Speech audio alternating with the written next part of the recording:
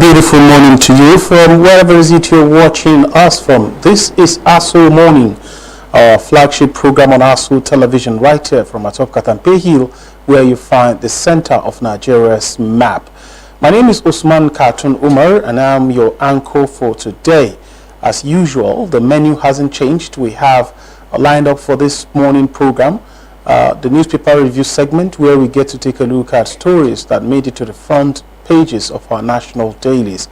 We discuss them with our analysts in the house for the purpose of enhancing our understanding of the issues as they are presented. Thereafter, we go join Dr. James Komolafe and his team on the behavioral check segment, where we get to learn those valuable tips on health management. You want to stay healthy physically, mentally, and as Dr. Longlife himself will always say, spiritually, you need to stay tuned to that very important segment. Thereafter, we will have our first interview of the day. Of course, if you check your calendar, today is referred to as International Day of Happiness. What does this mean to you? What does this mean to the world? We will be talking about that with our expert in the house. Thereafter, that segment where we get to learn those financial management tips to help us get through this very interesting economic times will come your way in the name of Investment Plus. Of course, our experts are standing by to dish out those very valuable tips that, of course, will help us, get through the day, financially speaking. And that will be a wrap on the program. But I will urge you to stay around. We will go on a short break. By the time we return, it will be time for us to take our first segment of the day, the newspaper review segment. Stay with us.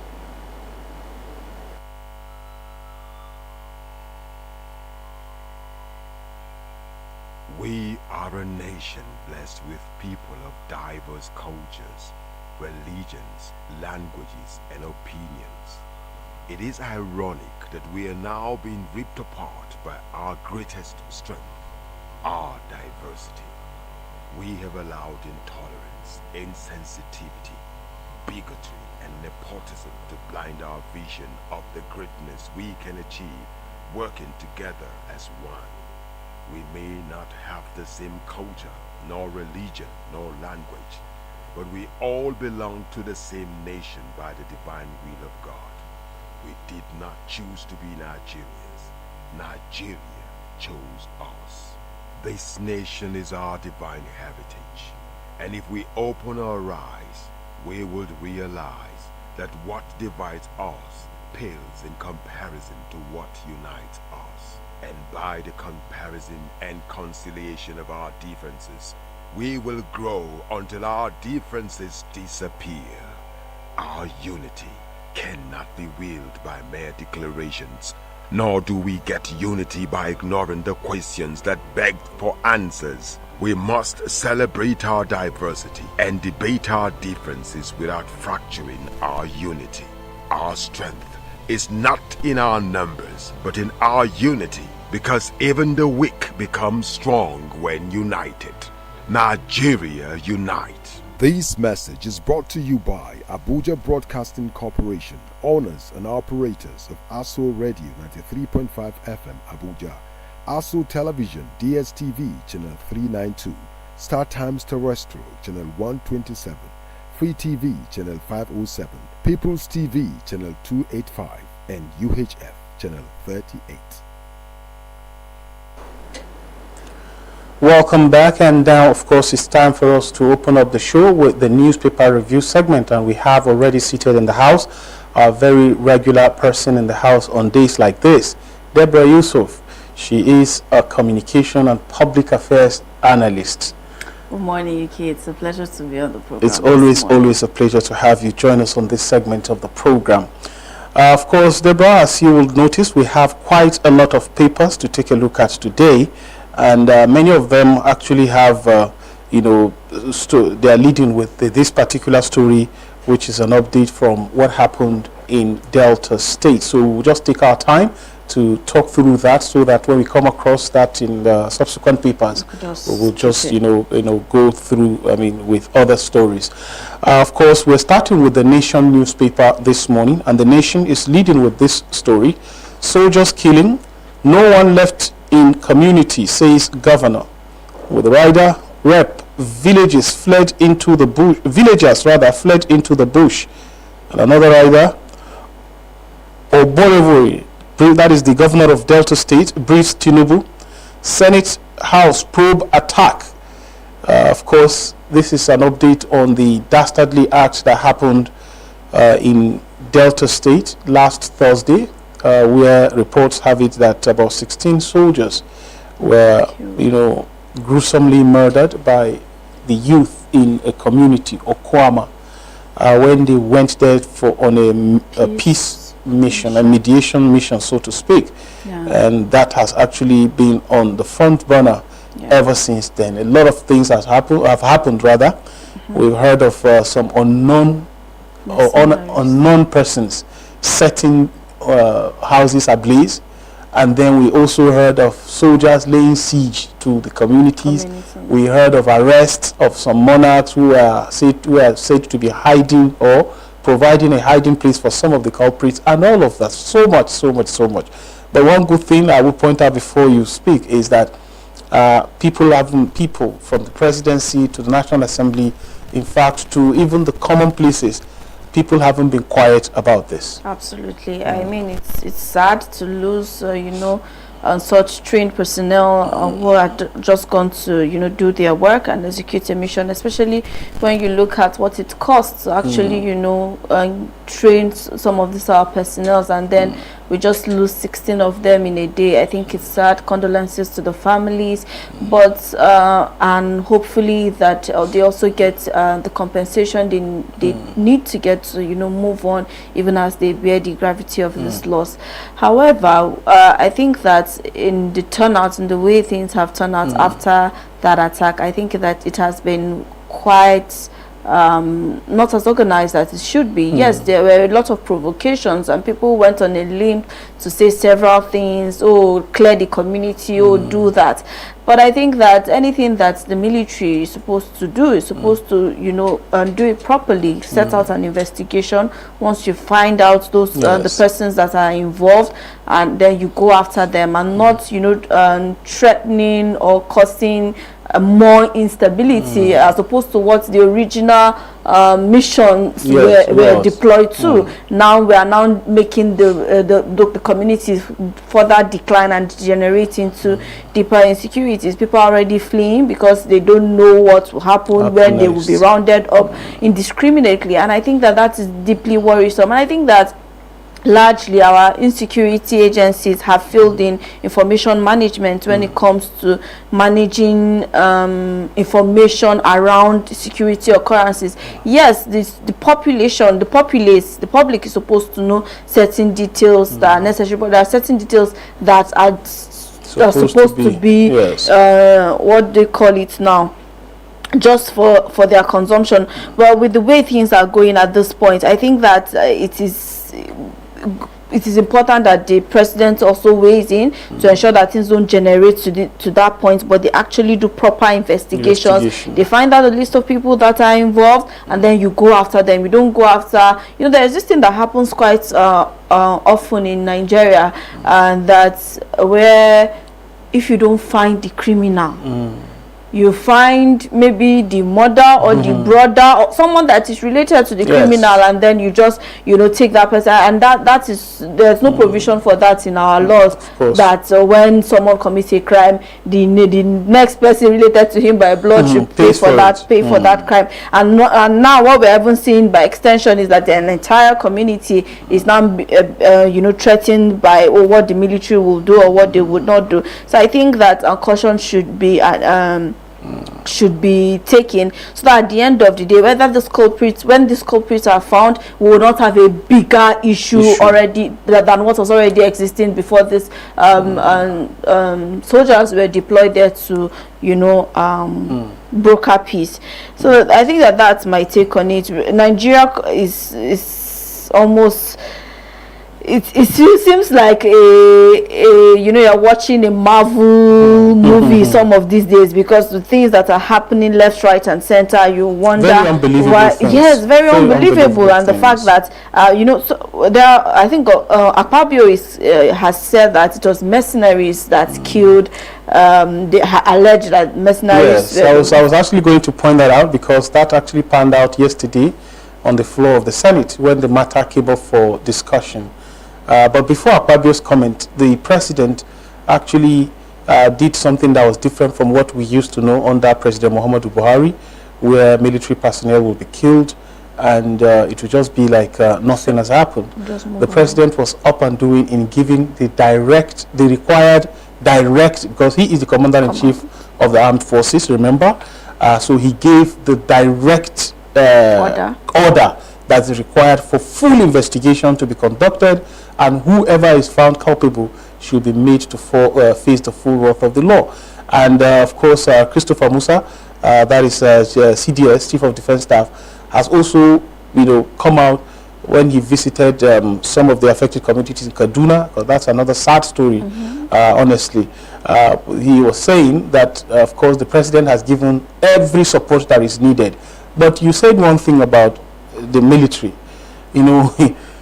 It's like in a tradition that at any time, touch one of them, of course, before they begin to follow the law, before they talk about due process, first of all, they have their own modus operandi, which of course is not always palatable to the rest members, whether you are guilty or not, to the rest members of the communities. But that also speaks of one thing: the importance that we as a country must attach to those who have made the sacrifice to wear that uniform. Absolutely. To stay awake while we are asleep. Absolutely. To risk it while we enjoy the comfort of it. It's a huge sacrifice. Sometimes I wonder why they make it. Because, exactly. If you were in other countries, you would definitely be more akin to want to go that route. True. But in a country like Nigeria, where they are deeply unappreciated, despite efforts, they are deeply criticized, sometimes wrongly, sometimes excessively, sometimes rightly. And then you now look at the conditions in which they work in are not palatable. Some of them, So I with all of that being properly, put into context, you see clips here and there of military personnel in the US, for instance, and how when they just pass randomly, maybe in their uniforms, people just stay to pay them respect and all of that. You barely see it here in this. You hardly see this relationship between in this country. I think maybe it's because of the hangover from the military regime. It's not our relationship, the civilian military relationship in Nigeria is not anchored on that kind level of respect. It's more from on fear. Because you don't even know whether your greeting them will turn to something else.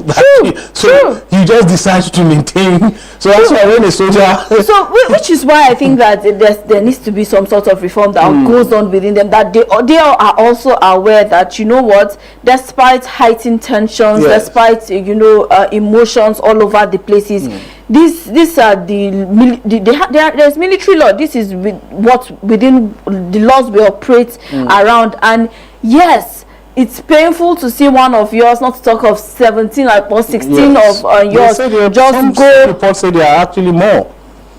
Just go under like that. But when there is an order, and then the heads are strict about you following the law and ensuring, they will find a way to manage some of these harsh experiences that they do. And I think that I don't know if it's available, but I think that there should be some sort of provisions, mental wellness and health services provisions for our military personnel, because of what they go through, and even by extension their families too, because of what they go through and what they have to do and what they have to see, what they have to hear. Trust me, there are some information that just by going to what they call it, Mami markets in some of these, that when your ears here, you'll be like, wow. So I think that all of those provisions, and if they will even be better disposed to react some of these issues more professionally if they know that they are well catered for, they are well taken care of. There's that significant amount of respect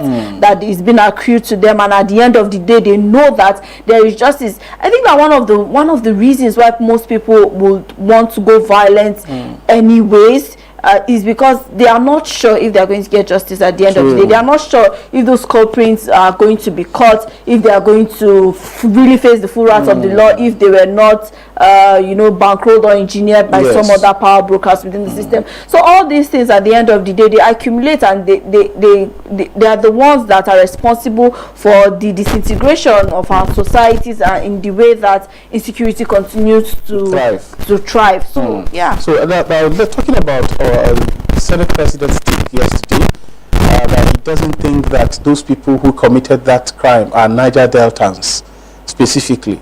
That he doesn't think they are Niger Deltans, but he is in support of a full investigation to reveal the identities of such people, because in his argument he said, for God's sake, it's not as if they are at war. So it's unthinkable that the people who go into a community for peace mediation will be rounded up and killed just like that. Absolutely, especially because according to the governor of the state, that and they've witnessed peace reasonably, especially within those two warring communities, and they were about, I don't know if they signed the peace accord, but they were about to sign a peace accord to resolve the clashes that were going on in that community. So it was not as if things were disintegrating. There was this bad blood between the people and the military. Exactly. It seemed, at least from the surface, it seemed like they were making progress. But so until investigations and then facts are being laid out there. I mean, everybody is just guessing right now, and analyzing based on the information they have within their reach. I really do hope at the end of the day that beyond just finding this culprits and then arresting them, getting them to face trial and whatnot, that we look towards building systems that work and inhibiting that culture of actually respect for our military men, and then making their welfare more robust, and that can actually cater to and for their families. And then looking at the mental aspect of all this, it's not easy to go through all of that, especially then, and at the end of the day you go through all that you are going through, and then you cannot even cater for your family. I think that's what makes them angry, so to speak, and they refer to it as a bloody civilian. They look at what they have to go through. What are you doing? What exactly are you doing with all these things, sacrifices I'm making for you? But finally, on this, yesterday some conversations also came up on the floor of the Senate, which are very important. There are some of the things that came up as a result of this incident. Most of the senators, including the former president of the Senate, their argument or what they are proposing is that the police in Nigeria is fast losing its grip on its primary responsibility. It's been outsourced to the military. Exactly, is that the military is involved in so much of the responsibilities of the police, and there is the need for us to check that. They did talk about even the guarding oil pipeline. That's the primary responsibility of the civil authorities, the police, all over that. The police and the civil defense. But it's the military that is that in the first place. Peace mediation. What does military know about going to mediate for peace? Where is the police? Where is the civil defense? Where is the peace? Nigeria. What are they called?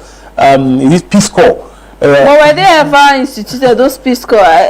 Of course, they have been passed into law. Okay. Nigeria. What is this man's name? The commandant. Of course, he struggled for it, and he got a nod of the House of, the National Assembly.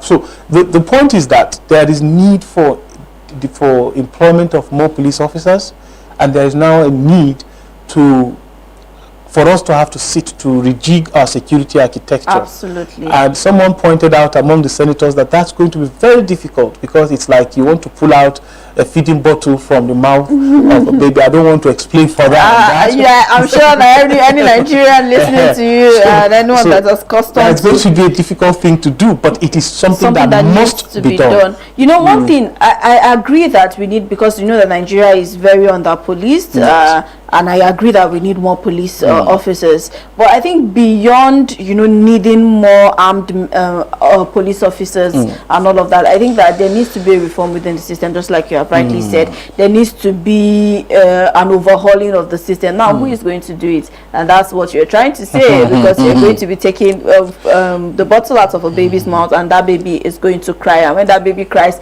a lot of people are going to fall for that. So definitely. And those that don't want to fall for under that may not, push that. So at the end of the day, really, we cannot continue like this. We need to know that we need bold people to make bold decisions, regardless of the consequences and the after effects, as long as in the long run it's going to make for a better society. All right. Well, we have stayed so much on this story because as we said earlier, it actually appears in most of the papers that will be seeing as we move on. But very quickly, above the masthead of the Nation newspaper, you have Ola Kulehi family for Ibadan throne 160 years after.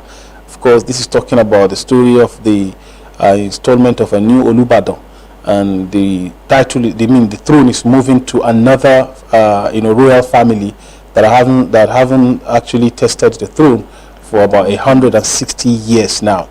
Overdraft to federal government, Senate grills CBN chiefs. This happened yesterday. Detail is on page 4.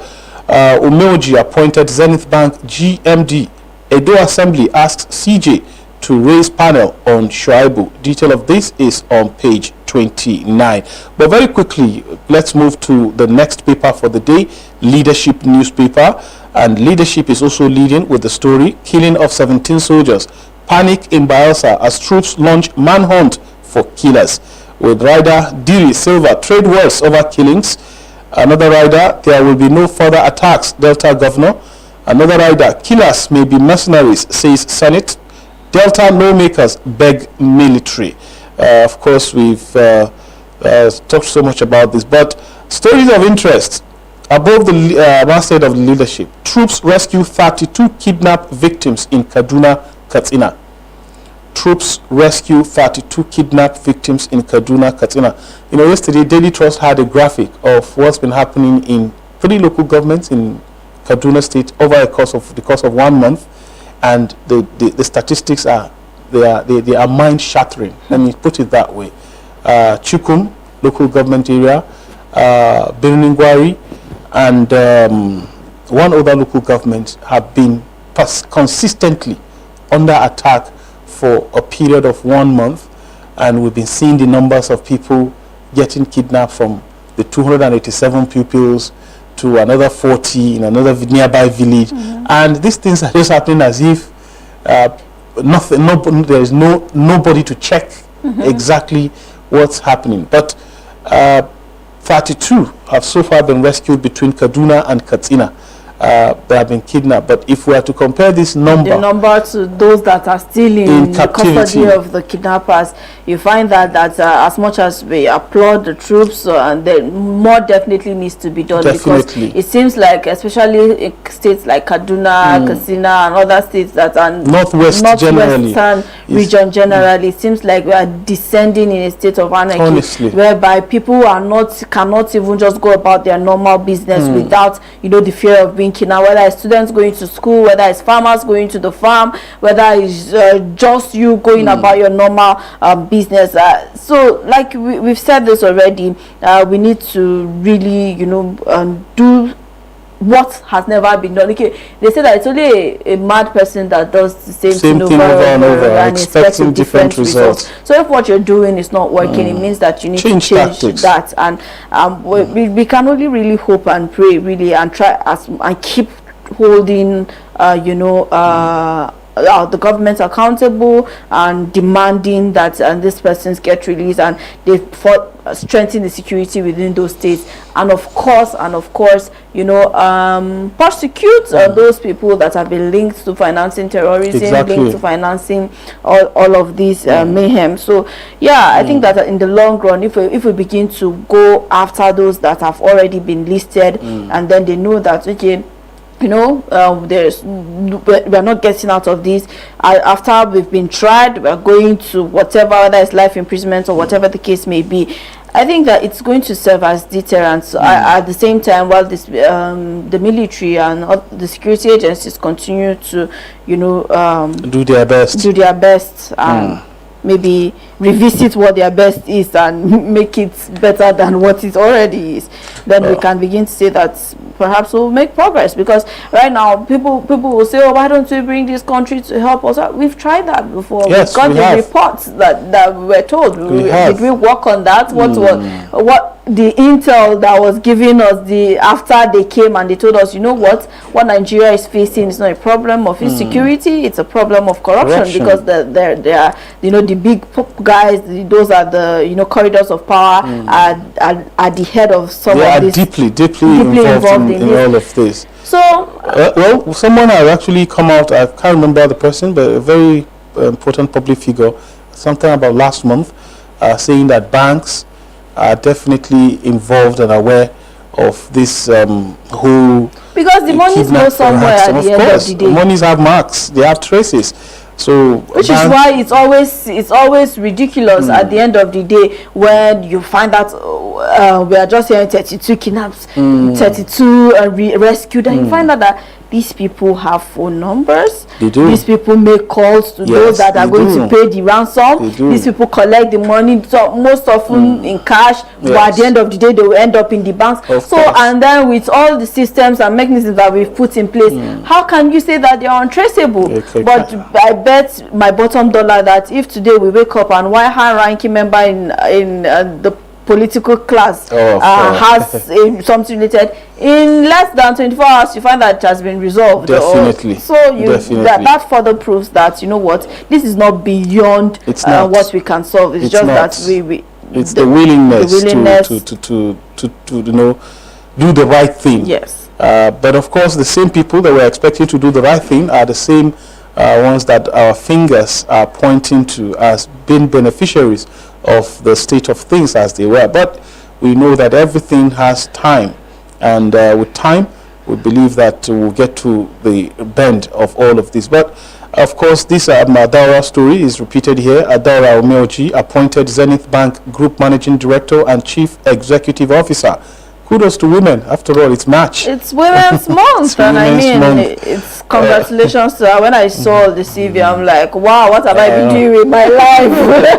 It was quite impressive. Some of these women, especially in the financial sector, I used to look at them like, this is superhuman. Wait, do we have the same 24 hours in a day, 365 days in a year? Honestly. It's deserving from all I have read, and kudos and wish her all the best in her new role as the GMD and CEO of Zenith Bank. All right, rumbles from the Edo State, impeachment, Edo Assembly tightens news on Shuaibu.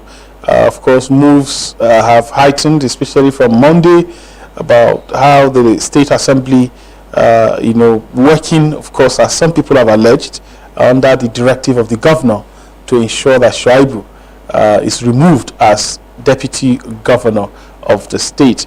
How that will pan out, everybody is looking towards the State House of Assembly to do what they can do to ensure that. But above all our interest is that the state, generally does not suffer as a result of this bickering between the governor and his deputy, whose time has actually come to an end, by the way.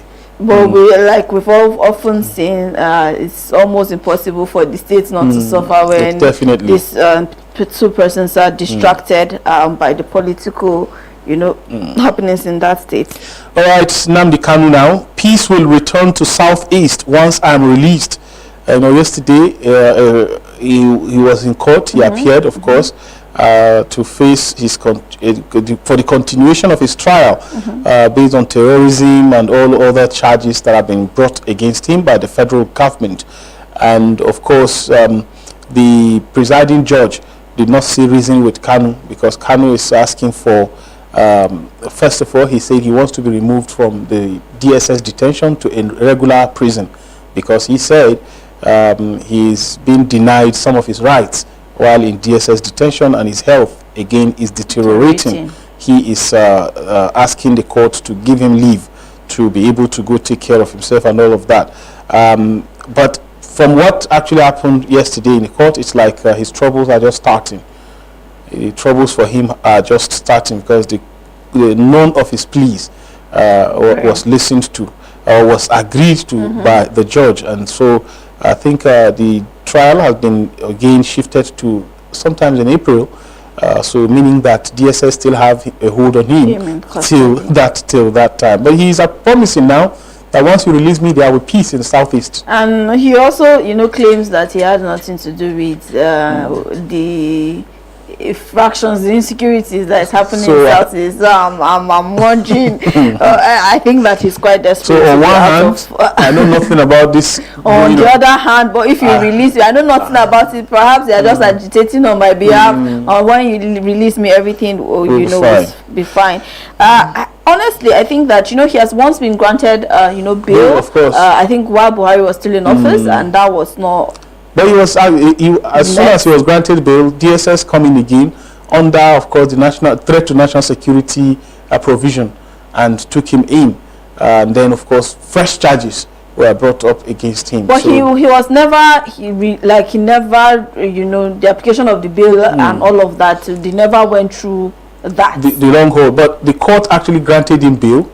Okay, that's what I'm saying. But he could not go because the DSS, and I really think that, especially when we are treating such sensitive cases and all of that, we should also continue. They also have rights. He has the right to receive medical care. Definitely, he has the right to all of that. So we should also ensure. I think that's one of the things that because somehow once security agencies place it in their minds that this person is guilty, is a threat to national security, sometimes they often lose touch of that this person is still an individual with rights. Even prisoners that have been sentenced, that they still have rights until that pronouncement by a judge is made that you are guilty of these offenses you are being tried for.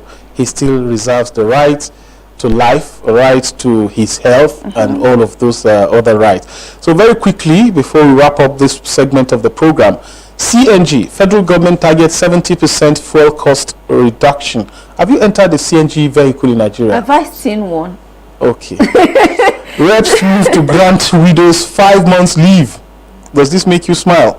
Reps move to grant widows 5 months leave. If you are if you are a civil servant and you are widowed, you have paid 5 months. Of course, it has to be paid leave.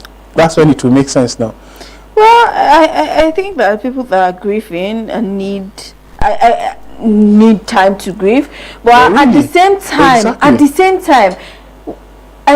at least from my perspective, if you've lost 5 months, sometimes you need your minds to get away from certain things. So having so much time to yourself, work needs to get you away from the thoughts of losing a loved one and to manage it. So I'm hoping that this 5 months leave is not a 5 months compulsory leave. That just open that you can choose to take it, and then you can choose to know what 1 month is okay for me, 2 months, and then I'll just go ahead with it. And perhaps also look at some social security nets for both widows and that makes more sense as far as I'm concerned. just leaving them 5 months, financial benefits are attached to it. Well, I sincerely wish that we have more time to take a look at other papers, but we've just been signaled by the director of this program that our time on this segment has come to an end.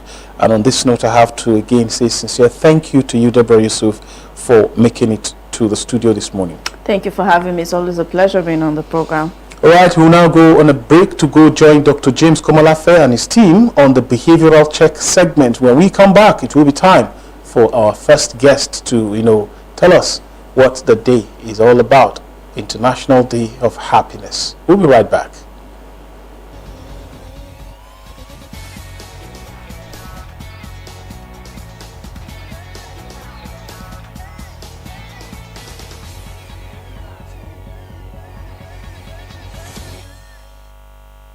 Hello, viewers.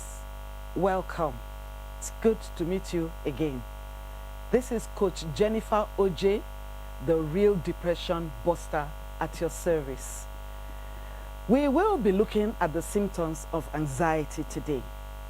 Anxiety is another mental health issue.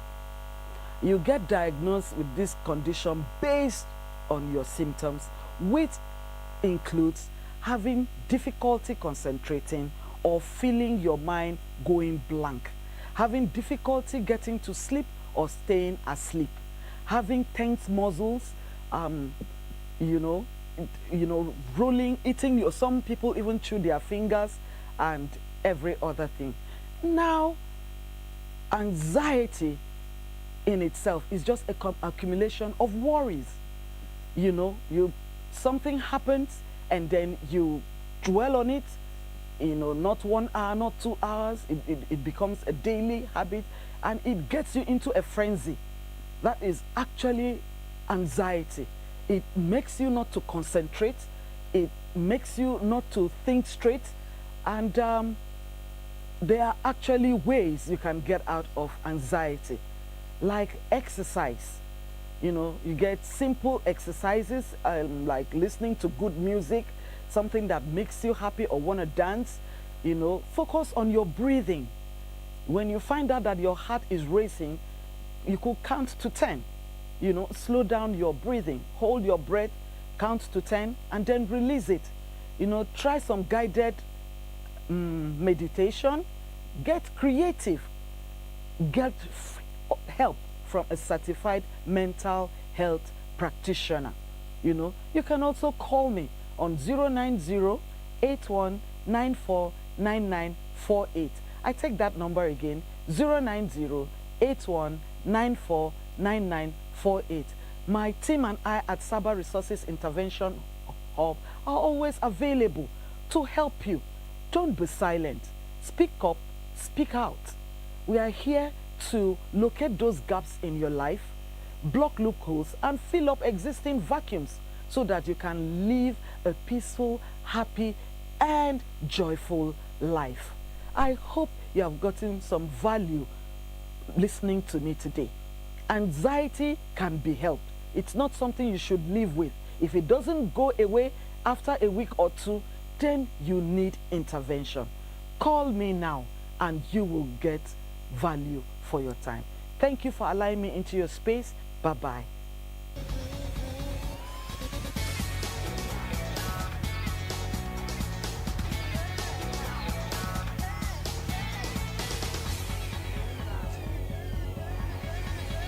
Welcome back from that very valuable segment. I do hope that you've been able to glean points and tips on how to manage your health physically, mentally, and as Dr. Longlife himself will always say, spiritually as well, because at the heart of general well-being of a human being, of course, is the issue of mental health and as well as spiritual health, as according to Dr. James Komolafe, also known as Dr. Longlife. Now, still trading in that line, mental health, wellness, happiness, and all of that.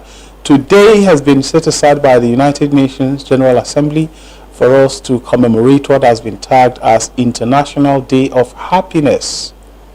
Happiness, the fundamental goal of every human being is to be happy. I remember James was my primary school mate, and we're in primary 3. I remember vividly when he was asked, what do you want to be in the future, James? And he said, I want to be happy.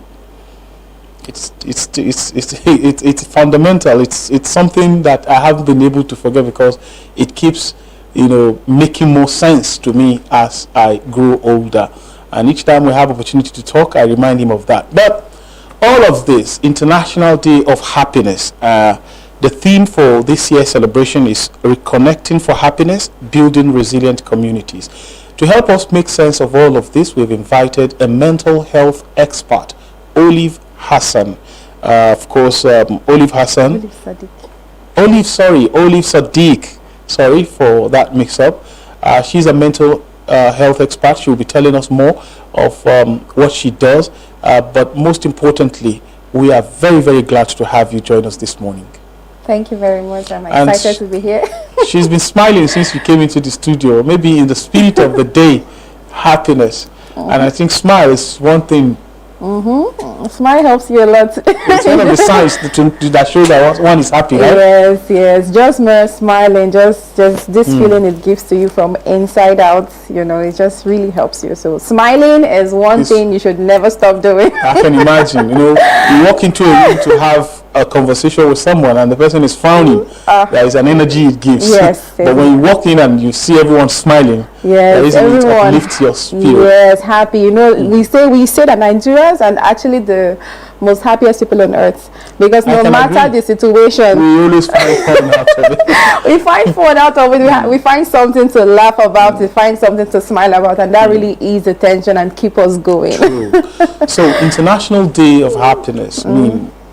What does this mean? I mean, should we have to wait for a day like this for us to be happy, and then we spend the remaining days, being sad? No, you don't. You don't have to wait till International Day of Happiness to be happy. Okay. It's just a day to remind you that you need to really stay happy. It's just one day to just remind you to be happy no matter what you're going through. Probably if you've not been from January to this point, you've not been deliberate. You're not really being deliberate about finding happiness, because sometimes happiness doesn't just come to you. You have to always be deliberate about it. Look at the situation going around in Nigeria. It's enough to make people very sad and stay sad. True. But you need to really be deliberate about it. You need to care for yourself. First of all, I'll say that's self-love. First of all, caring for yourself. Caring for yourself is also finding happiness, finding what makes you happy. So today you're being reminded that you need to look for what makes you happy. You need to start doing them, and you need to continue doing them. That's one way for you to make. Well, you've smartly answered a question that I've not even asked, but I'm still going to ask that. Okay. Because a lot of people look for happiness from external forces. Okay. So I want to ask, as an expert, can happiness be cultivated from within, or I have to seek the help of external forces? And by external forces, I will give example. Okay. Do I have to drink something, take some drugs, or should my happiness rely on someone or something other than me? Okay, so happiness can be found internally and externally, but there are all external ways that are harmful. Those are just temporal. Those are the things that you don't even want to maybe remember, that would cost you a lot, that people look for used to find and to give themselves happiness, which we don't really advise. So let's start from the internal.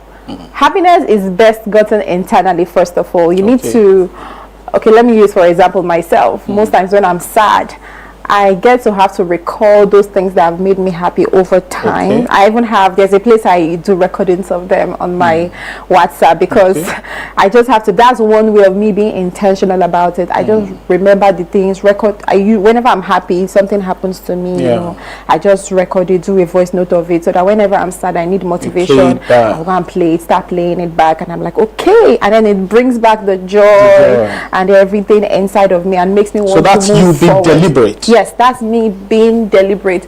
Now, if you cannot really find things that will make you happy from inside by yourself, you can go out there, but you can find the things that try something new, right? Try something new, try something maybe that you haven't really done before, but something that is healthy.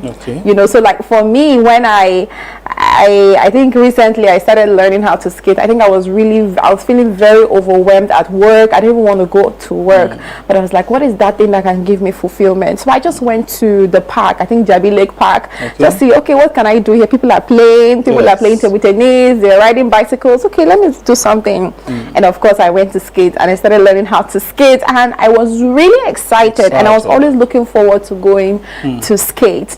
So that is something I also look forward to. It made me happy. Oh, guy, I can really stand on skate. Something that has been my greatest fear.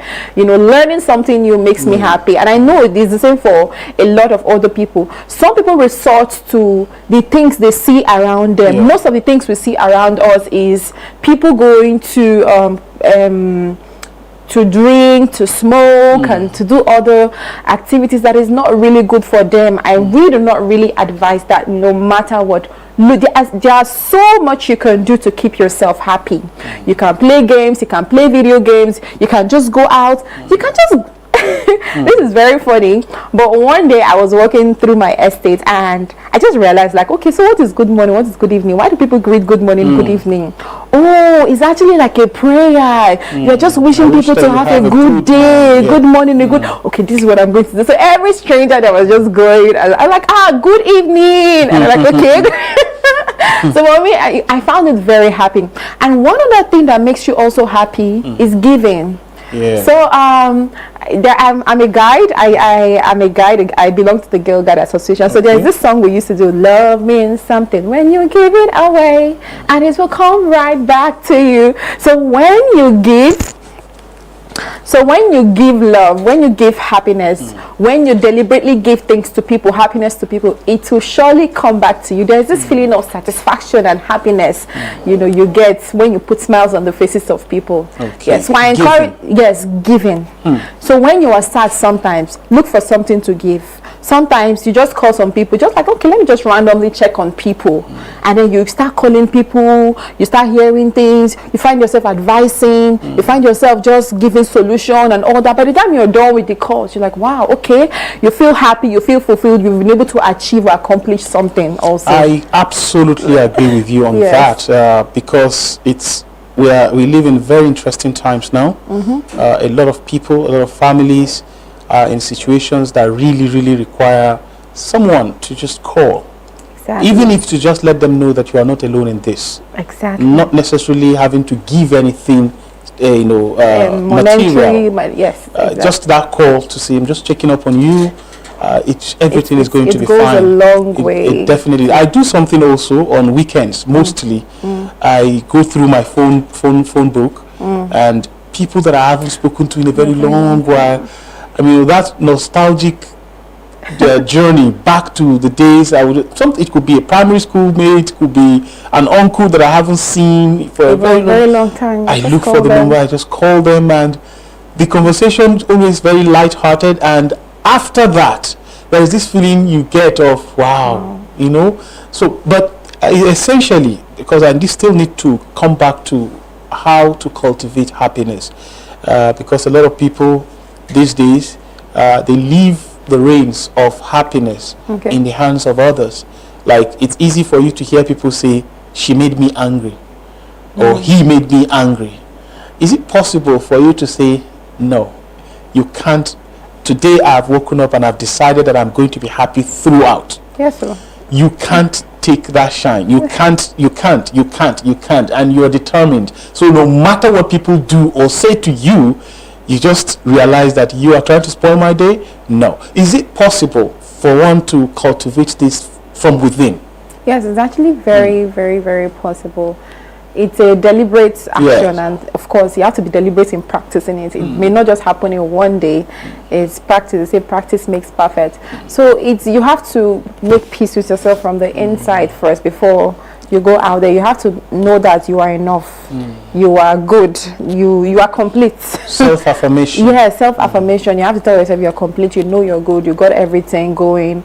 Even though things may not be going well, but you're good. You're fine. You just need to love yourself also. Love yourself enough to know that whatever anybody is trying to do to you, you just shouldn't allow it affect you, because if you react to it, if you respond to it, if you react to it negatively, you are not even doing harm to that person. You're doing harm to yourself. You're making that person happy, because in the first place, that's the target. Yes, that's what they don't want it to react negatively, even if it's not deliberately. So you need to know that if you react negatively, you're harming you're harming yourself. So you're like, okay, you know what, today I'm not going to harm yourself, no matter what anybody tell me. People can act the way they act, but I choose to react. I choose not to react the way they want. I choose to be happy. Simple. It's like I choose life. My foundation is I choose life. No matter what life throws at you, no matter what people throws at you, no matter the things you're going through, you constantly choose life. You constantly choose to be happy. I think it's something that is possible. It's something that we can practice. It's something that we cultivate. If we start doing this, then we would have less trouble in the society. Honestly. And you won't even find a reason to make other people angry or other people sad. Exactly. You think twice about it. You're busy about your own happiness, and so that leaves little or no room for you to start scheming on how to make someone else sad, because it's a give and take thing. But essentially, again, you've just pointed out as an expert that it is actually possible for one to choose how to respond. Responding and reacting, there are two different things. And when people set out to make you angry, they are expecting a reaction. But you can choose.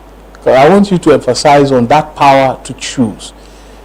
Okay. You said something about people can choose to do whatever it is they want to do, but I also have the power to choose how to respond, because that's especially for the younger generation who you go on social media, people easily tell you I'm depressed. People easily tell you, about how bitter they are about things and all of that, and they point out certain things that ordinarily that they have control over. They can take their minds off that and fill their mind with positivity, re-engineer their inner thinking and all of that. I want you to emphasize more on that power of the human being, the human in me, to be able to choose what to say, what to do, regardless of what's happening around me. Okay. I think one way for you to do that, to respond, not to react, is when something is thrown at you, you don't just try to respond immediately, especially something that can trigger you. You don't just try to respond emotionally immediately, out of emotions immediately. You have to take a pause. So they used to say that you count to 10. Yes. You count to 1, 2, 3. You're breathing in and out, and maybe by the time you get to 10, you're processing it. You're processing it. You're like, is it even worth this? Okay, let me just. And then you now have other. You may give it, or you have to wait. In that moment, you are weighing it. Like, should I? At the end, something that would have come out as an explosion would have just been okay. All right, it's fine. Thank you. Okay, and all that stuff. So those few minutes in processing things, it may just be the help we need at that point in time to make to deviate from taking the wrong decision to a right decision.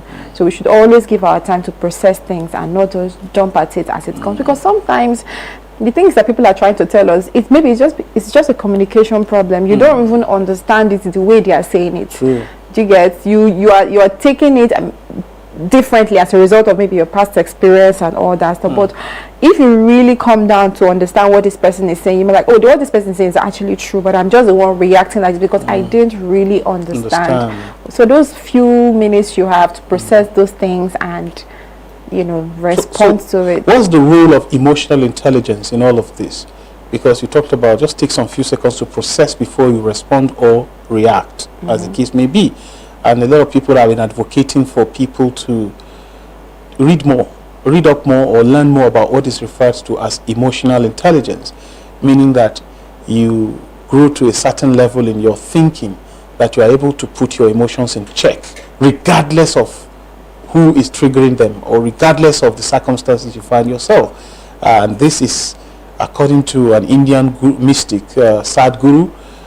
He said that is the peak of human growth mentally, that you get to that stage where when people talk to you quickly, you are able to just process what they have said or what they have done, and then you choose from the alternatives available to you. You choose alternative course of response. Even in responding, there are alternatives, there are options. You can be able to quickly, that if you consistently, like you said before, practice it. You consistently practice it. When someone greets you good morning, even before you respond, you've already processed the person. When someone says good morning, what do you say next to the person that will make them feel better? Is it just good morning and then you move on? Or you stay, good morning, how are you? And all of that. You've processed it and you are deliberate with what you are pushing out. So the question I'm asking, or what I am asking you to emphasize is, should we take seriously this issue of emotional intelligence? Should we begin to also, because I want to believe that it's also another path to happiness, being able to have control over your emotions. Okay. Yes, I think we should take seriously emotional intelligence. Of course, we should read about it, and of course, study ourselves and study people too. That so what's the word? emotional intelligence is actually being able to, you know, attack things like what's the word, putting your emotions in check. Right, not being able to, because not reacting to things the way it comes, you know, but having the ability to know when to, what to, and how to, you know, do, just basically putting your emotions in check when things happen to you. So for instance, somebody greets you, or somebody does not even greet you at all. Yeah. Do you get? And you pick offense. And you just pick offense. Normally, and this child, you know, greets me. This person, why?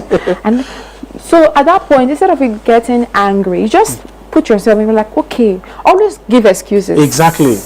For people. Yeah. That's because you don't know what they're going through. That person might have not even seen you, or maybe think that she has greeted you before. Something. Yes, something. Just give people benefit of doubt, and that is what will keep you going. Always give excuses, make excuses for people, and then maybe something like and it happens again, like Joe, you didn't greet me this morning, or did you see me? It's that's when you know, like, I thought I greeted you, like, oh, thank God I did not attack it the way it is. So that's basically what is going to help you. So that greeting thing is a serious matter, especially in office space. You didn't greet me, or the way you greet me. Where we begin to interpret and say, yes, at every point in time, know that somebody is going through something. People are going through things, especially this very moment. Yes. So whenever you feel the need to, you know, carry something in your mind or get angry about something, just think about it again. Okay, why did this person do this? Could it be that? Could it be that? You know, just make excuses for the person. That would really, really help your mind. And then later you just go and talk to the person, like, oh, this thing, this is what you didn't do this like this. Well, why did you do this like this now? You know, and the person tells you, you know. So sometimes even if the person is even angry at you, but the way you even go to approach the person, it will douse whatever tension that is there. Yes, and that. I always like to ask this question when, for example, if you had come into the studio and you choose not to greet me and you sit, I will, instead of being angry, I will just ask myself, okay, what does she stand to benefit from not greeting me, really? And then the answer is already there. She doesn't stand to benefit any. So why would she do it? I don't think she did it deliberately. That would be my that would be my own processing of it. And it happens very quickly. And easily, I could just offer to greet you. But when I greet, I am with the I come with the expectation that you won't even answer me. Oh. So that if you do answer me, you disappoint me sweetly. And if you don't answer, I don't get disappointed at all. So I think that is like, you know, you are not expecting so much from people. I think that's a good way to live. Not expecting so much from people, so that you don't get so much disappointed. Honestly, to what end, really? I would just ask myself, okay, why should this person? What does this person stand for making me angry? Really? What does she stand to benefit if she says all these things about me? And particularly in office spaces, because it's very important for those who are watching us in their offices now. Some of these office behaviors about someone going to tell another person about this person and all of that, then you get to hear that this person and all those you immerse yourself in things that are absolutely unnecessary, and then at the end of the day you feel bitter for nothing. Exactly. And then you reduce the quality of the beauty of life that you are supposed to live within that 24 hours that God has given you for a day. You waste it on things that don't actually add value. So I think emotional intelligence, again, for me, is very important. And you know, studies has shown also that being happy actually helps you heal quickly. Yeah, it does. You live longer life, actually. Exactly. And being bitter increases the sickness in you. Of course. You think so? The universe responds to whatever is it you push out there. Yes, If you're a bitter person, you're consistently a bitter person. Everything annoys you. Everyone annoys you. I'm sorry to say it, but I used to have a colleague somewhere where every day she has this mentality of everything that people do is about her. You know, she could be seated here and maybe someone would just honk a car horn outside. Interpretation would be that this person wants to spoil my show. The person don't even know that you are inside here. That's the extent. So one day I had to ask her, you actually think that people care so much about you this way? Maybe you should reduce that thought and it will help you a lot. I know it can be difficult sometimes because of what people have gone through in the past. So let's a lot of people have gone through a lot when they were growing up, and that has started affecting them negatively.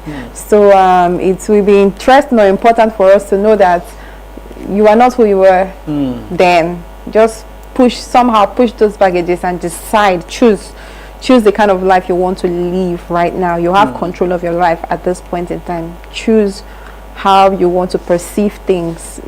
Think about those things. Sit down, think about those things that has happened to you in the past. Right, tell them, okay, this is my past. This is what has happened to me. I wouldn't want my past to define who I am. Who I am moving forward. This is a new life I want to this is what I want to do moving forward. And I don't want my past to hold me back. Many people, the reason why they are, they can't even be in a relationship and all that stuff is as a result of the things that have happened to them in their past. And they just keep bringing it, and then that has really stopped them from being happy the way they're supposed to be, and then to just destroy their relationship and every other thing. So today, if there is nothing you're taking away from it, sit down, remember everything that has happened to you in your childhood, in your past, all the disappointments, everything that has happened to you, and put a stop to it today, and like, okay, this is how I want to live my life moving forward. Sorry, that's my alarm. It comes on even when my phone is off. This is how I want to live my life moving forward, and man, you'll be doing yourself and the world good, and even your generation to come. Of course. So basically what you're saying is that happiness, a substantial amount of it comes from you and not from others. Is that true? Yes, exactly. It's because you who will decide. Yes, because somebody can be doing something to make you happy and you'll not even be happy. True. Someone can look for things, people. There could be a whole concert happening here, a whole comedy show happening here, and everything. You may not still be happy about it. So it's your choice. I think it's your choice. It's you. All right. So we're going through very interesting economic times. Everyone knows that our country is hard, as we say, and all of that. And there are a lot of people who have hinged their happiness on, material things. If they don't have money, they are not happy, regardless of every other thing they have. If they don't care if they have good health, they don't care if no one is sick in their family, and they're just not happy and all of that. What would you be saying to such people? What I would say to such people, there is always something to be thankful for. Someone who thank more is also happy. You tend to be more happy when you thank more. Like I said, I used to remember the things that, that are happening, that has happened to me, some beautiful things that happened to me, and it makes me more happy. There's also always something to be happy for around you, and try to keep gratitude journals. That's like what I do. Try to keep gratitude journals. Actually, when you are grateful, it wards off negative energy around, right? You are increasing the level of positivity, so negativity drops. So you tend to see more. You tend to see more good things happening. If you're dying in sadness, if you're killing yourself in sadness, basically anything that is going on will just be sad to you. You won't see the beauty in anything. But when you deliberately, like we talked about, start making yourself happy, right? At every point in time, even if there is sadness going around, you just see there's something to be happy about. Oh, I've not been paid salary. Oh, this thing, oh that. Oh yeah, you have a family that you can talk to. Nobody died in your family.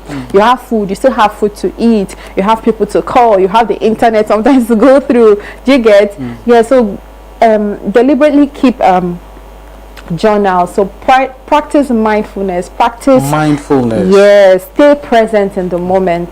Be present in the moment. Be present at the little things that are happening, little beautiful things that are happening right now. Be mindful of it. Appreciate it. Appreciate those little things that happen, the little gestures that people give to you. Somebody help you just pick your, let me pick your watch. I'm like, okay, that's fine. You just move away quickly from events, and you want to move away into the next thing that is happening. That is actually not a good way to, so those small things that are happening to you, just ponder and then look at, somebody helped me pick my watch. That's actually very nice. You think about like, wow. So if people are not picking, what would have happened? Somebody that has stepped on it, like, hi, this is very nice. It helps you become more grateful. Exercise more. Don't just keep lying in the bed or going to the office and always sitting down and working around. Exercise more. That would actually help you, help you release some happiness hormone, that will keep you going. So exercise more. Always stay positive. Sometimes write note to yourself, visualize, keep dreaming. Don't stop dreaming. Keep dreaming, keep seeing yourself, keep visualizing, keep dreaming, and all that. And if you by all means are trying all this possible way to be happy and still you're not finding the happiness, well, I Choose Life is there. I Choose Life Helpline Center is there. You can call us. It's free of charge. Okay. You can call us. That's the number that just came up on the screen? Yes, that's the number on the screen. You can call us from anywhere in Nigeria, free of charge, from Monday till Friday, 8 a.m. to 8 a.m. to 5 p.m. a responder will be here to help you. And we also have clinical psychologists, free. All this is, you're getting it for free. You can also follow us on Instagram. I Choose Life _NG, ICHOOSELIFE_NG on Instagram to send us our messages and look at all the activities. We usually organize hangouts for people generally, right? So we like monthly, we go to different places. We go to Millennium Park. Sometimes we do movie nights because we understand that some people cannot do this all by themselves. They are stuck in work. They are going just Monday to Friday. They are working. On Saturday they are doing house chores. Sunday they are going to church and all that stuff. But their life is just work, home, work, home. So we usually create events around us for people to come, hang out, have fun. So we build sort of like a community. It's not like you just hang out and go. We have like a community on WhatsApp, where we check on each other, share tips and anything that comes up. We want to, keep you abreast with. Just keeping tabs on ourselves and all that stuff. So so I Choose Life has a community that you can join and you can be part of. Whenever you need help, you can call on us and all that stuff. So Choose Life is there are some very solid African traditional family values that you've just emphasized that you do at your organization, and I must commend you. Thank you. Because we live in a fast-paced world now where we hardly have time for most of these things that you've mentioned, like checking up on family, checking up on friends, checking up on other people that ourselves. We are consumed in the need for now. We are consumed in that chase to provide comfort, which often, ironically, eludes us in the process. And I think what you're simply saying is that there is more to life than putting all your entire hours of a day into work. You should have time for the little things, the little blessings of life. Exactly, because it's part of life. Exactly. You can't just... I think that's even life as far as I'm concerned. Because I once attended a clinic like what you've just described, and there I got to understand that many people who go about life thinking that the life that we want to live, we have this images in our head of what actually life is all about. So it's always something that is distant, and we tell ourselves that I need to work to be able to get. And before you realize it, if you were 20 when you started work 5 years ago, now you're 25.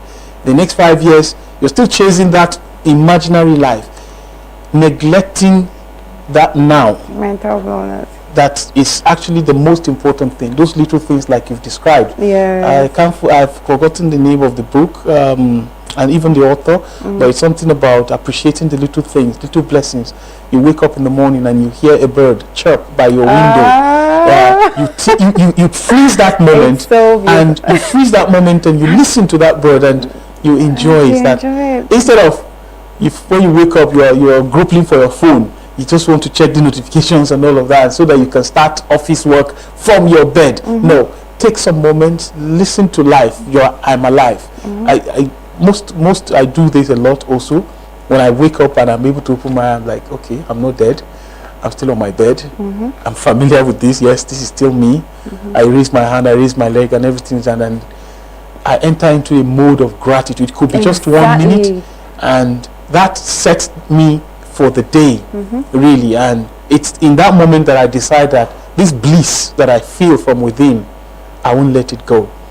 So even when I wake up and my wife begins women drama with issues and all of that, I just keep smiling because I have set a tone for the day that I can't let anybody or anything spoil for me. So it's important. I'm just joining her to emphasize on what they do, what you stand to benefit when you attend or you make that phone call to those lines, which will be displayed again.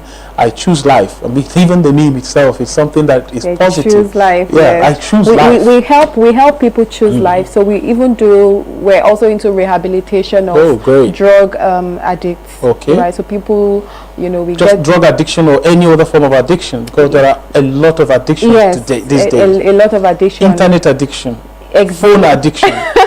Very terrible. I must add that. Really. So yes, we really help people into this when we take them into the in partnership with Vanguard Against Drug Abuse, VGATHER. Okay. We rehabilitate people, and then of course we find it's not enough to just rehabilitate them. You have to integrate them into the society.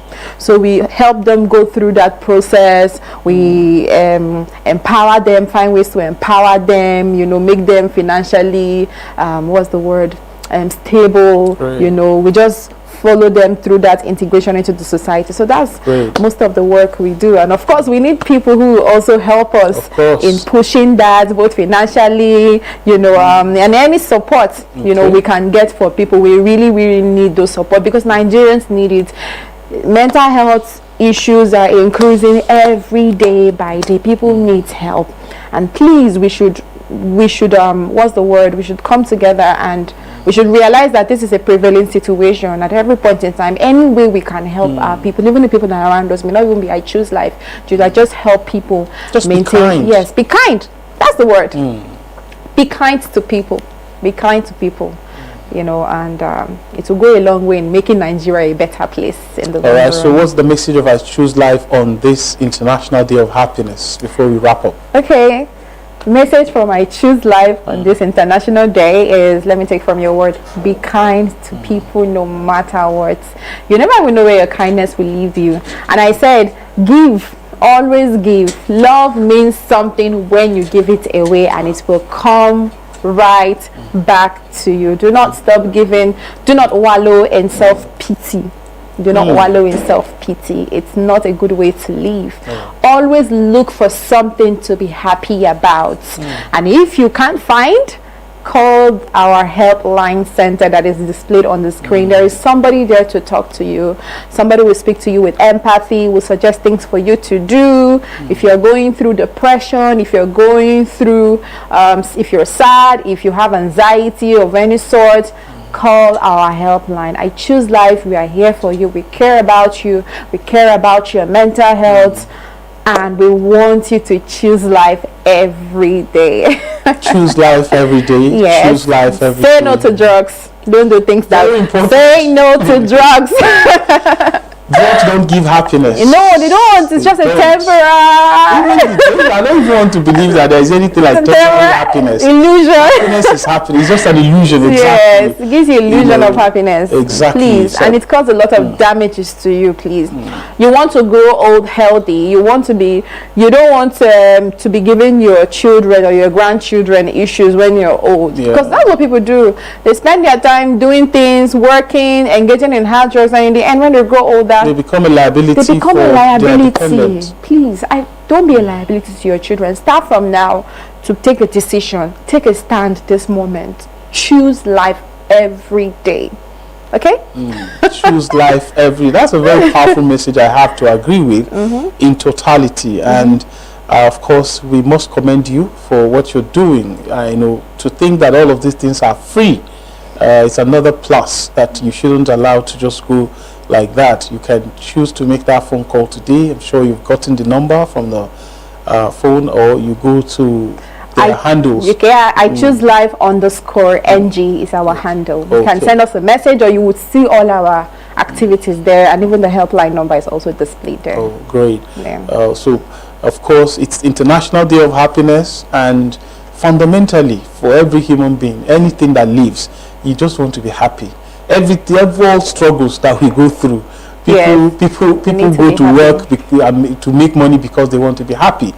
People, everything we do, it's all about happiness, and it's not just like she's emphasized already. Today is not just the day for you to be happy. It's just a reminder that you need to take responsibility for your own happiness. Yes. Happiness of your family, happiness of your community, Yes. happiness of your country, and happiness of the world generally. And all of these things are hinged upon mental wellness. You must first of all be mentally sound before you can give that happiness. Yes. You have to also take care of your mental health. And she has emphasized already, it's not about drugs, it's not about alcohol, as some people mislead themselves to believe. No, that's a false route to happiness. It never gets you anywhere. It never gets you anywhere. Doing drugs is you're destroying yourself. I'm sure you know that already. You're destroying yourself, and the only thing that is needed, the only agency that is needed in your effort to cultivating happiness is you, right? Yes, sir. It's you. You as a person. That's you. You don't need any other thing but you, and that resolve to sit. She said something about sit back. Just sit down and decide. I mean, that's easy, right? It's something simple. You just sit, think about yourself, and then you Decide choose. the path you just want to go. decide for yourself. Going forward, all those negative energies, all those things I allow into my space. I mean, even the Holy Bible says you should keep your heart holy. It's a very sacred space. Yes. So you don't allow dirt to be thrown into it. Yes. Dirt is a colleague who refused to greet you. You allow it to get to you. You just keep keeping. You know, things that don't really matter, you allow them into this very precious space.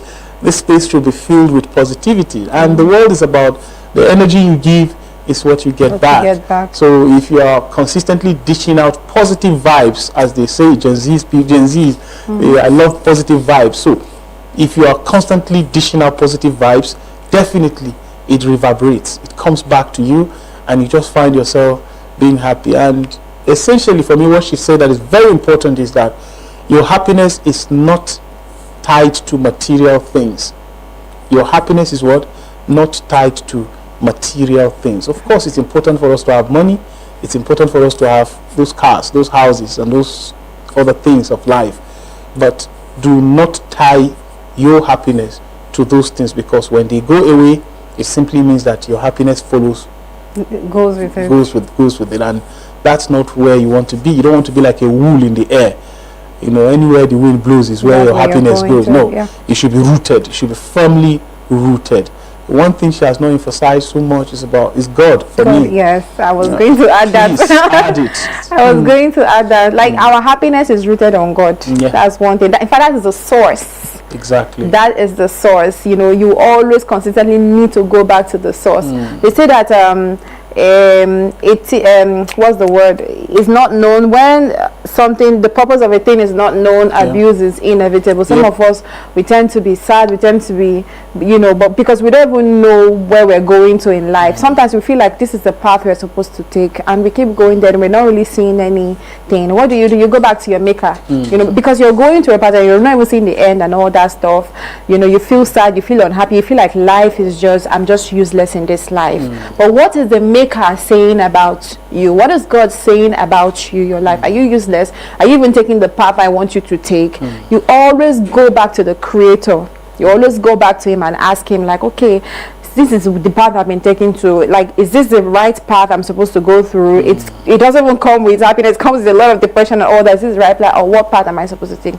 And He is the one that will tell you, okay, this is what you should do, this is what you should do. And that's it. Our happiness, the source of our happiness is God, and we should not don't commonize it, if that's the word that is coming to mind. Don't uncommonize it for any reason, no matter what.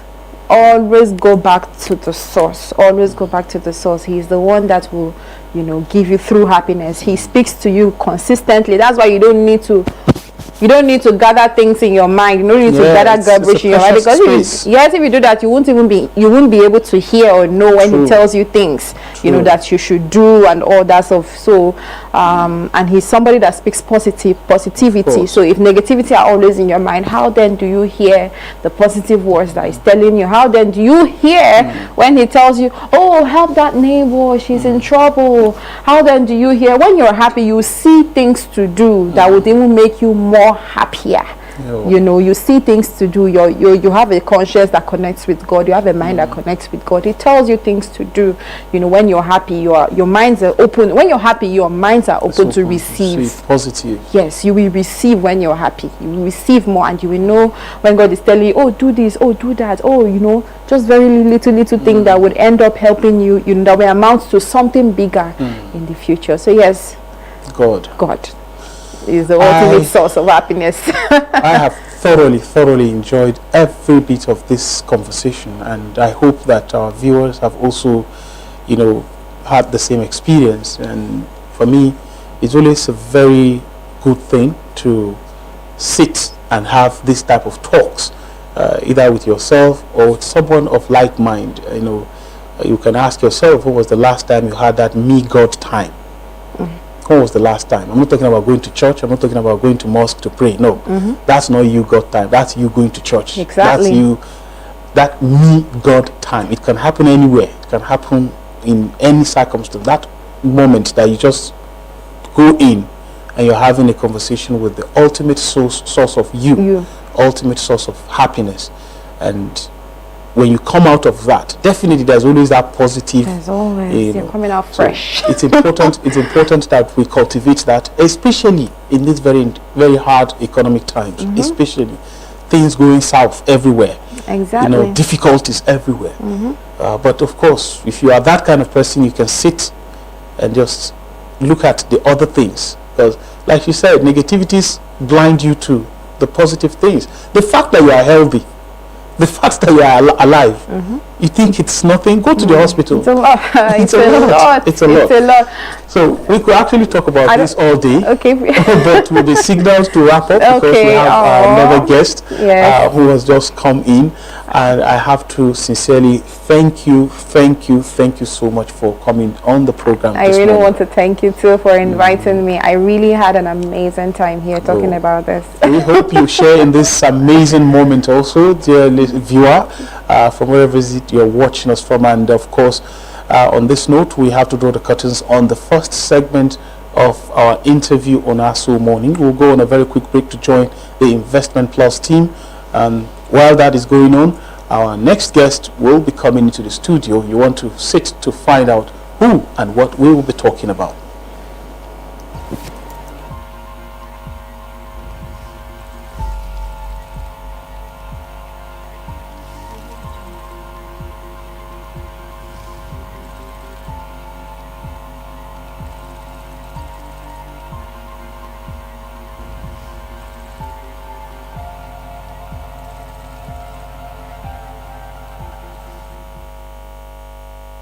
Hello and welcome to another episode of Investment Plus. Today we're going to talk about 3 life-changing secrets to achieving wealth and riches. Secret number 1 is mindset mastery. Yes, your mindset is the foundation upon which wealth is built. It actually starts from inside. Now picture this. Imagine a beautiful skyscraper. Before its construction, architects will meticulously plan every detail, ensuring a solid foundation. Your mindset works exactly the same way. It is the foundation for anything you're going to build on the top of that. So you have to learn to cultivate a positive and abundant mindset. If you don't think it's possible to create wealth, it's never going to happen for you. Right in the middle of economic challenges, people can have different experiences. So you must embrace the belief that you deserve financial success as well and watch your dreams manifest into reality. Secret number 2 is smart savings and investing. Smart saving and investing. You need to invest wisely. You have to start by creating a budget and stick to it. You know, on every episode we emphasize the need for you to live on a plan, and that's because of its importance. You have to create a budget, stick to it. The key is discipline. Discipline is adjusting your lifestyle to reaching your goals. So you have to cut unnecessary expenses and redirect those funds into your investments that will generate passive income for you. You have to keep your learning also up about stocks, real estate, and other avenues that can help you to create wealth. Remember, small consistent steps can lead to extraordinary results. Now, the number 3 secret is to create multiple streams of income. I can never stop emphasizing this particular key because it's actually very important. Now, research has it that millionaires in dollars, have 7 streams of income minimum. And you know what the ultra wealthy have? Hundreds and hundreds streams. There is no way you want to create wealth with just that salary. The truth is that salary, a portion of it has to be working to create other sources of income for you. So you can't rely on a single income source. It's like trying to balance on a tightrope without a safety net. You imagine all these people in the circus and there's no safety net where they can easily fall to and be safe. So we have untapped potential as a country, and there are endless opportunities in this country. So you must embrace that power of diversification. You have to explore side businesses, start something small in your corner. If your work takes most of your time, and this doesn't exactly mean leave your work and go start your thing. Trust me, it always looks greener on the other side. The business owners too are not finding it funny. So stay with your job, but let your income create other sources for you. A sizable portion of it should go into creating something else that brings you income consistently, and this can take time, so it is best for you to start right now. By creating multiple streams of income, you fortify your financial fortress and unlock the door to lasting prosperity. And that's it on this episode today. The secrets to wealth and riches. Number 1 is to master your mindset. If you don't have an abundant mindset about wealth, about possibility for success financially, it's not going to happen. And then smart saving and investing is the number 2 key. And of course, creating multiple streams of income. But remember, the journey isn't an overnight thing. You can't become an overnight success. It's about small steps. It's about daily commitment and the unwavering belief that you can and will achieve financial freedom. Now, before I go, let me share another bonus secret with you. You have to, on the journey to creating wealth, surround yourself with like-minded individuals who share your passion for building wealth. So you join communities, attend workshops, find mentors who have already walked the path so they can show you the path. They always ask me on TV shows that, okay, do you think there's a shortcut to success? And I say, yes, it's by learning from other people. Someone has gone the path, learn how they did it and go, so you don't have to make the same mistake. So together, we can uplift each other and create a legacy of wealth for generations to come. So as we wrap up, I'd like to urge you to take action. If you implement these secrets of life starting right now, you begin to create wealth for yourself. Thank you for watching today. That's it on the episode. See you next time. Bye for now.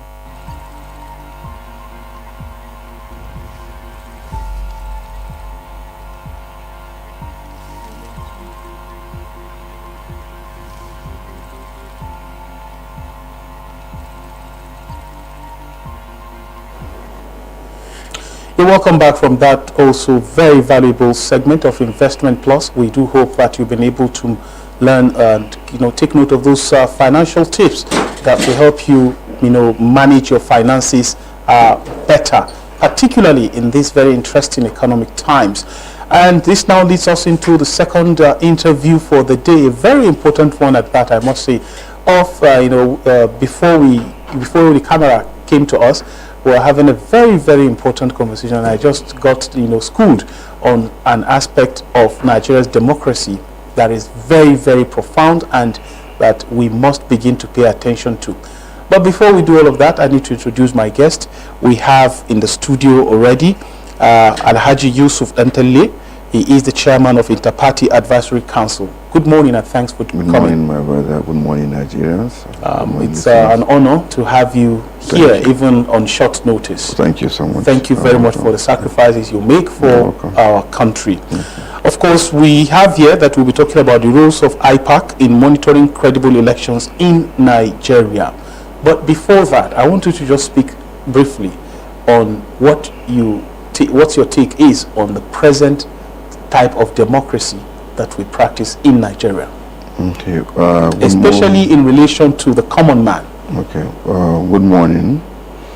What democracy, even though it is not, it's not our own type of administration in the past, before the colonial intervention or the Western intervention, we have our various types of administration. In the north you have, in the south you have, but here we have accepted a government called democracy, and the meaning of democracy is simply inclusivity, where you have everybody participating in the system of electing who becomes the administrators of that system. Okay. Where you have excluded anybody deliberately or otherwise at whatever level, then you have injured democracy, or the principles of democracy. The foundation of democracy is already injured. So, and why do I say this? Why do I want to start from here? Because we have democracy only the state and then at the national level. But democracy today, if we agree sincerely in Nigeria, what we have at the local government level, at the ward level, is really far from what the meaning of democracy, because we have a body, the State Independent Electoral Commission, conducting election that is not up to minimum standard of election. You look at the election, for instance, the appointment of the State Independent Electoral Commission. If we use the word independent, we have to ensure that it is independent. How independent are the State Electoral Commissions? You see, you say the State Independent Electoral Commission is independent. Number one, you don't have voters register. Number two, you don't issue, you don't have your own voters card. If you go to the state today, the State Independent Electoral Commission today, they have no voters register. You make use of the voters register supplied by INEC. You make use of the PVC supplied by INEC. You make use of the ballot box supplied by INEC. You make use of the designation by INEC. So what you do is just go there with the information you have by INEC to do this. So if INEC is the one supplying all these things, why won't you allow INEC to conduct the election as it was in the past? So we have to, I think we need to free the local government, because see the implication of these things. We have local government in the hands of a few who are the governors, and it's unfortunate. You might be benefiting from it today as a governor, but tomorrow you'll be out. But can you explain further what you mean by local government in the hands of the governors? Yes, I'm going there. Okay. You have the appointment of the State Independent Electoral Commission. The head is the governor that appoints whoever he wants. Okay, the governor determines. The practice is very simple. You bring people today, and then you put them there, call 2, 3, 4, 5 political parties, and then to ratify what you have done. But you know that what happened is not an election. Where you have this party A or party B in a state today, that party automatically will produce all the local government and the ward chairman and ward councillors. You understand? But this is a government that have direct bearing on the life of the people, of the common man. In the past, you see, local government operate, and why is this thing happening? I think it is because of the operation of joint account by the state local government and state joint account. That thing too, I think it is responsible for what is happening, because I feel that these people, as long as they don't have a financial autonomy to operate, before local government embark on building of hospitals, feeder roads, market squares, making sure the schools are doing well, they are trying to secure the lives of the people. But look at the nature of security at the local government level. There's no security. Yes, in as much as most of the insecurities are trying to encroach into the center, the capital here, somehow because of the strength of the state, they are able to accommodate, or they are able to counter or resist some of these things, like the ones that encroach into the capital. But the local government are handicapped because they don't have the wherewithal. You understand? So I am appealing that we must allow the system to operate. We must allow democracy to thrive. We must allow the people to own the system. Because as a student of sociology, you see, there's a structure. I don't know. Is it Durkheim or don't know, or Taco Parsons, who propounded this theory of structural functionalism, and that the society is so Durkheim. So that the structural functionalism, that the structure, the society is like a human body, that you have the hands, the legs, the eyes, and operating, all functioning for the existence of the whole. So if one part is malfunctioning, it will definitely affect the performance of the entire system. So this is what is happening. So, and that the foundation of this building determines the strength of this building. Of course. You can't build something on nothing. You don't have democracy at the local level, and you want to have democracy. So the concentration on the state and the national political terrain is high. It makes it deadly. But when you have freedom at the local level, I believe it will enthrone inclusivity in the system. Let the people participate. Let's have the system working for all of us. Yes, those who were there yesterday who feel the system was working in their favor, today that they are no longer in the system, they are the same people clamoring, they understand, for change, because then they were beneficiaries. So we should allow this system to work for the benefit of us and those that are yet unborn. Today, by the grace of God, you are the chairman of the Inter-Party Advisory Council, a very, very powerful body in Nigeria's democratic structure. What have you been doing, or what is your leadership doing to begin to provide answers for some of these questions that you are asking? Thank you. We just came on board. We came on board on the 18th of December 2023, and were sworn in on the 19th of December 2023. So, and what we did was try to see where are we coming from and where do we need to be. And for us to do that, we need to have a framework. And that framework, we call it a strategic plan. And then we just draw the strategic plan, involve all the political parties. And that strategic plan was sincerely sponsored by the World Westminster Foundation for Democracy, the WFD, and it's about to be unveiled by next week. So which I will invite you to be there, Nigerians to be there too. So, and that will give us the window, the frame which we operate. But one thing that we are doing at IPAC first is to ensure that where everybody is part of the system, total inclusivity. For the first time in the history of Inter-Party Advisory Council, we have established 3 directorates, and one is the Directorate of Women Affairs, the Directorate of Youth, and Directorate of People with Disability. So we want everybody to contribute to the system, and we want every political party, the ones who are not in the executive structure of the Inter-Party Advisory Council, will still constitute members of the standing committees and the directory, so that we have everybody owning the system. So, and where you have inclusive participation, the result will be welcome. Definitely. Thank now you. You mentioned, of course, the problem with the state electoral commissions, independent, state independent electoral commissions, in brackets and all of that. You sit at the top of IPAC, and you have access to all the political parties, those in power and those in the opposition. And we know that the power to change all of these things lies with those who are occupying political offices today. Is this part of the plan, also part of the strategy that you mentioned that is to be unveiled, to also reach out to all that are concerned, that will ensure that the state INECs actually become independent as they ought to be? Thank you. Just like I told you, if you must operate, you have to operate purely within a framework, that will guide the activities and conduct of such institutions. You can succeed. We just have the strategic plan, and in that we have set up a committee, for the review of the constitution of Nigeria, and then looking at where we are coming from and where we will go. And we have all the legal advisors of all the political parties to see what do we need as input, to make Nigerian democratic space better.